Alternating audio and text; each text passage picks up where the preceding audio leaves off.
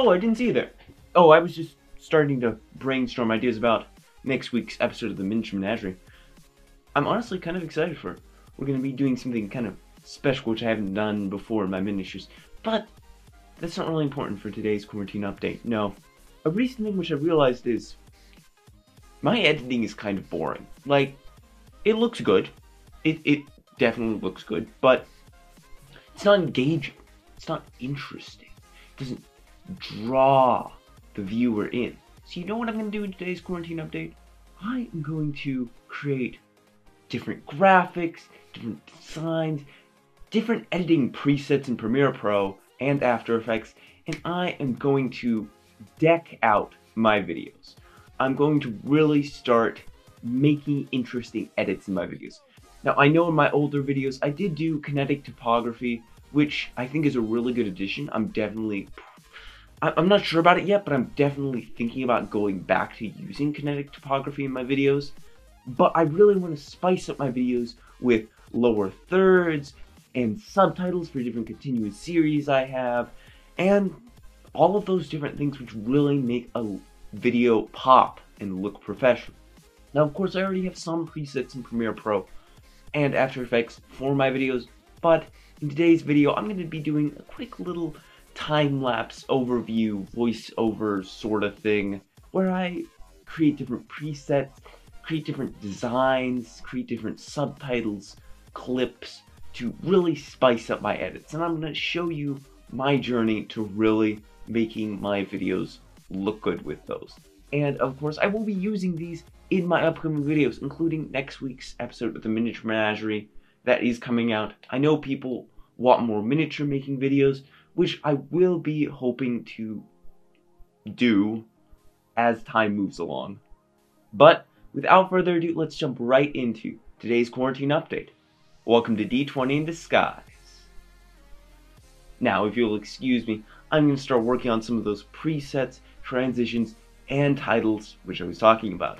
Let's get right into it.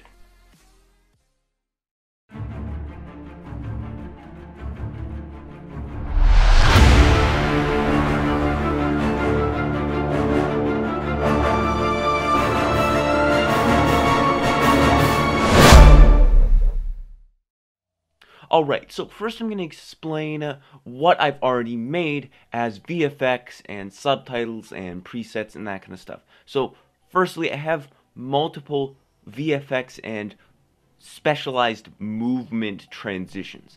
Now these look very nice and they look very professional. But with transitions such as these, you really have to go the extra step. You really have to make the movement feel right. So for example, in this downward slide which I'm working on, you can see that there is a very rough edge and rough transition between the top of the clip and the bottom of the clip. And I was trying to fix this problem by actually mirroring the clip. Now, I know this is a lot of technical talk, but I'm hoping not to have to use this lingo for the entire video. Now, when I tried actually mirroring the clip and making it feel smoother of a transition, I did actually look some stuff up. It wasn't very helpful. It didn't really work.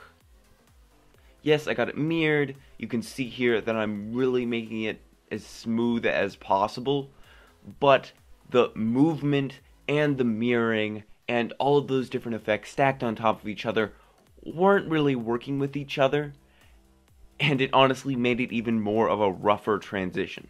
So in the end, I just didn't even use it. I just cut it out and used the original, tweak the movement just a bit to make it feel as smooth of a transition as possible.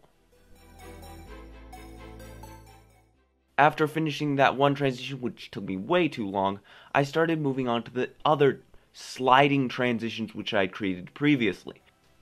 Now, I did a near equal amount of tweaking for each of these transitions. I just cleaned up the movement, just made it feel as smooth as possible, and that was about all there was to it.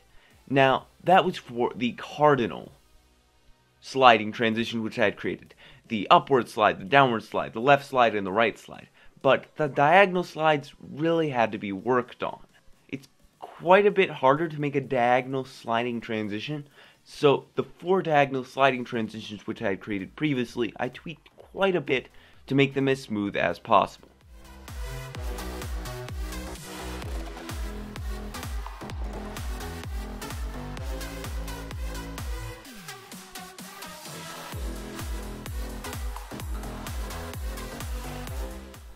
After finishing all of the sliding transitions, I moved on to the zoom transition and pin cushion transitions, and you guys probably don't know what I'm talking about.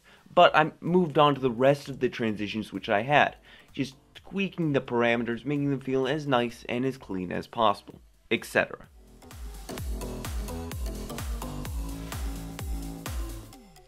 The zoom transitions were especially tricky because I was trying to make a sort of lens distortion as it zoomed in or out, but I had to do a bit of tweaking to make that look and feel and work right. And I was done tweaking all of the transitions which I had previously created. Here's a sample of all of them.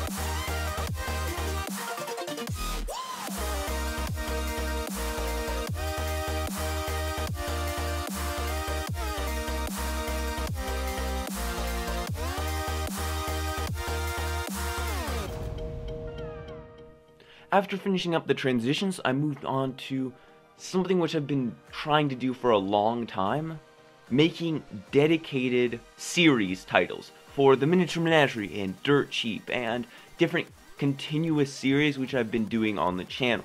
Now, I especially wanted to work on the Miniature Menagerie one. The Dirt Cheap one is fine. I didn't really need to work on it at all. I added a lens flare to the Miniature Menagerie one. I added some vignetting to make it look really nice and just make it pop. And just did some other technical stuff which I'm not really gonna go into.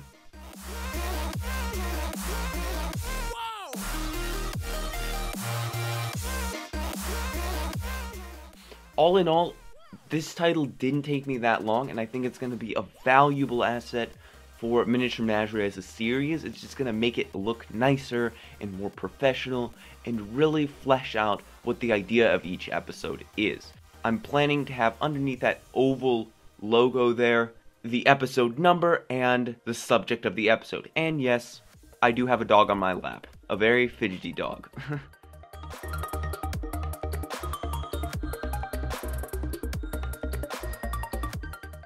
Now, I took about a 4-hour break after finishing up the Miniature Menagerie title, and once I came back, I had an idea to have like a small lower third pop out, list out what the video's topic was, and then disappear from the screen. I tried doing this, it didn't really work out in the end, but this was the final product. In my opinion, it seems a little JPEG-ish.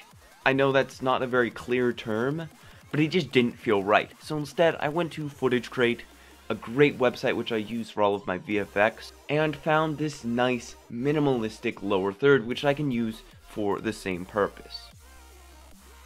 And I think that's about it for this short quarantine update. I hope you guys all enjoyed this video. I know there was a lot of technical language and stuff like that, and most of it probably didn't make sense, but for the channel, I'm slowly working towards really making it feel professional. Now, if you enjoyed this quarantine update, then please be sure to hit that like button and that subscribe button, and don't forget that notification bell so you don't miss a single one of my videos. Anyway, I hope you all have a great day. Keep on creating, stay safe, and I will see you in the next video.